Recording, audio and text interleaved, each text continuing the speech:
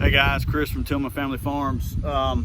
Today we're going to do a little pasture maintenance for the cows and the horses. Behind me is, we ran them through here earlier, and then on the other side that way was where we had planted rye for hunting season last year. I've already ran the cows and horses through here. We took them off of this probably middle of the week, put them back in a big pasture, and then there's another small pasture that was planted with rye back behind the pond that they'll get run through here in the next week or so. And after that, we'll probably clip the big pasture as well. We clip the big pasture every year late because we have an abundance of wild blackberries that grow here, and we like to cut the pasture after the blackberries grow because my wife, part of our farm business, she makes homemade blackberry jam, and we sell that. So that's one of the biggest reasons that we clip it late, because there's a lot of blackberries out there. But anyhow, I got the bush hog all hooked up and is all leveled out and greased up and good to go.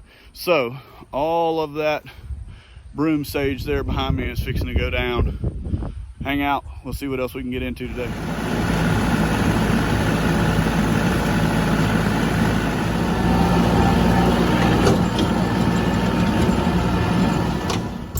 All right, well, we got a little bit done. You can see a big cut behind me there, but anyway, the guy that we buy our cracked corn from, he just called me. We had some storms blow through here last night, and he is going to be riding to go help his son with a bunch of trees that fell on their property. And he basically told me if I didn't come now to get my corn, that it would probably be middle of the week. And we mixed up our last bit of feed on Wednesday, I think. But anyway, we're out, so I got to go stop what I'm doing and go get corn. So maybe I can show y'all his little setup if he don't mind me videoing it while we're down there.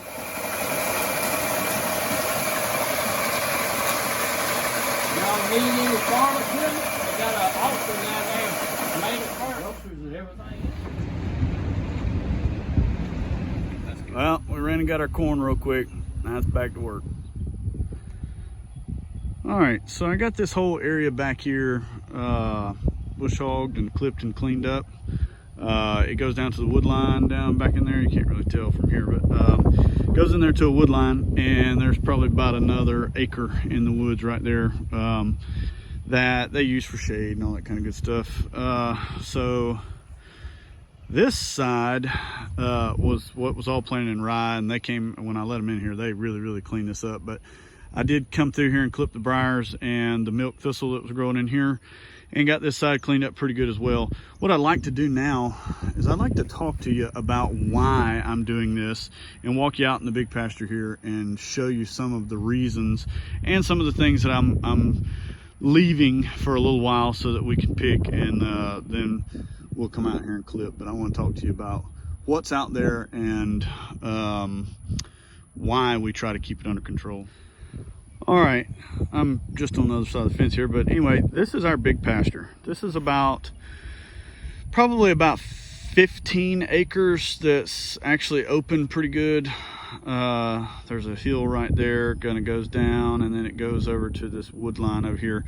This pasture is open and available to our cows and horses 365 days a year. So this hasn't been cut or done anything with probably since middle of last summer. So I'm going to walk you over here and show you some of the things that grow and some of the things that we like to try to take care of and get rid of, because if not, you'll start losing pasture space. You'll start having bushes and spots that are no good, that are not good to graze and all that stuff. So let's take a look. So these are wild blackberries. This is one of the things that we actually use around the farm. I could take you to 400 of these plants around the farm. We pick them every year. My wife makes jams out of them, and we like to clip this pasture after we feel like we've harvested enough of these blackberries. We probably get about 3 or 4 or 5 gallon buckets of wild blackberries every year. So soon as these are done, we will start cutting. This is milk thistle. Milk thistle grows out here crazy. I'm looking up and I see another 40 of them within probably 30-40 yards of me. Anyhow, it does have some natural healing properties. If you go to the vitamin section in the store, you can actually find a milk thistle vitamin on the shelf. It's very thorny, so you have to get past all that if you're a survival type person, but this stuff grows like crazy out here and it doesn't do very good. Nobody eats it. Cows don't eat it, horses don't eat it, so we like to try to get rid of it. So this is one of the other reasons why we like to do a lot of clipping.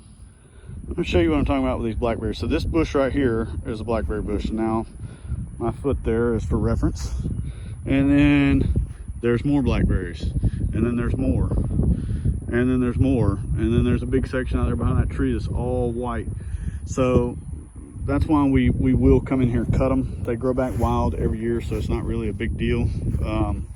Walking just another little ways here, I have no idea what kind of tree that is, or bush, or whatever it is, but these things just pop up randomly and sporadically throughout this pasture, and if we don't clip them, that thing by the end of the year will be gigantic. So we like to try to cut those down. I mean, I'm just gonna pan up here. So you see out there where the horses are, you see the yellow, and then you can see a lot more of it up there by the barn and all that stuff. I forget what that's called, but normally right after the yellow flower goes away, it seeds out.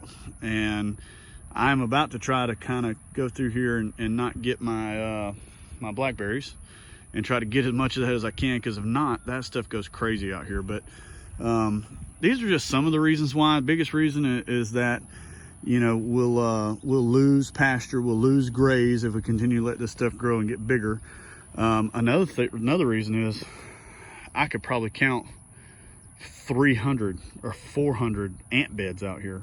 I had a guy that I worked with rode by and looked out across this pasture the other day and made a comment to me at work: were we farming ants or are we farming livestock? So there's tons of them. I mean, you can just see them out there. So it spreads the ant mounds out, it kind of slows them down. It helps to spread the manure, and as it's spreading the manure, it's just helping the ground and helping things get better. So that's some of the biggest reasons that we clip these pastures and try to keep them under control. All right, guys, that's it for today. Got to get back to work and get some of this stuff finished up. It's a Sunday, so I don't have much time left for the weekend, but just wanted to go over how we do our pastures with you guys. If you have any comments or any ideas of some stuff that we could do different, or if we helped you out, please let us know, and we appreciate you guys watching. If you haven't liked and subscribed, please do so, and we'll be back with more videos.